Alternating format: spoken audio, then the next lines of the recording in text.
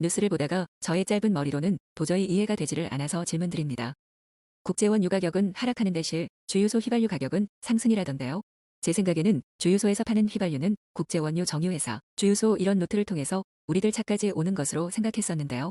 아무리 중간에 세금을 붙이고 보관료, 운반료 등을 붙였다 해도 국제원유, 원소스 자체가 가격을 내렸는데 어떻게 해서 주유소의 휘발유는 가격을 내려가지 않는지, 제가 생각하는 유통 경로 이외에 올라갈 수밖에 없는 이유는 있는 것인가요?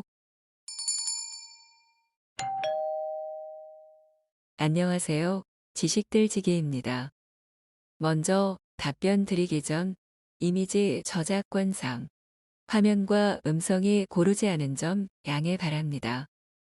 영상을 끝까지 시청해 주시고 좋아요 한 번씩 눌러주세요. 영상을 만드는 사람에게 큰 힘이 됩니다.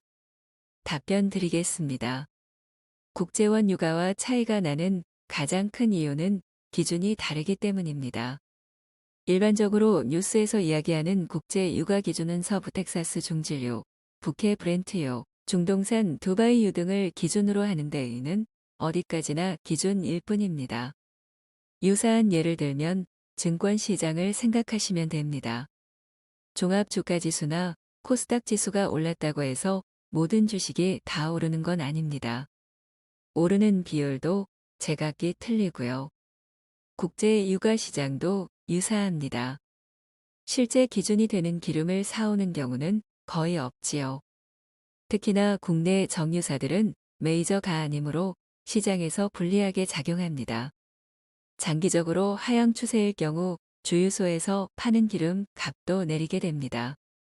보통 유가가 오를 때만 관심을 가지기에 내리는 경우가 주목을 받지 못해서 그렇지, 도입되는 원유가가 떨어질 때는 가격이 떨어지는 경우도 있습니다. 아울러 정유사 자체적으로 생산 단가도 변동합니다. 정유사는 장치 산업입니다.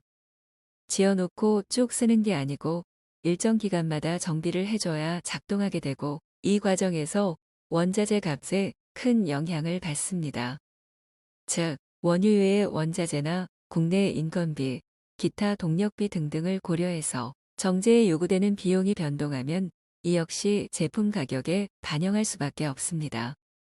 시중에서는 정유사에서 정제 마진을 많이 남긴다고 하는데 시장 구조를 살펴보면 그렇지 않다는 걸 알 수 있습니다. 제품의 50% 이상을 수출하는데 정제 마진을 많이 남기면 시장에서 팔 수가 없지요.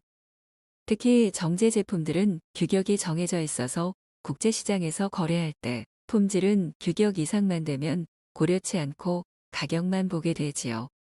정제사에서는 세금을 붙인 후 유통회사에 공급하고 각 유통회사는 주유소로 그리고 최종 소비자에게 가게 되는데 이 과정에서 어느 정도 마진을 붙이냐에 따라 가격 차이가 발생합니다. 질문자께서 생각하시는 유통 경로가 기본적으로 맞습니다.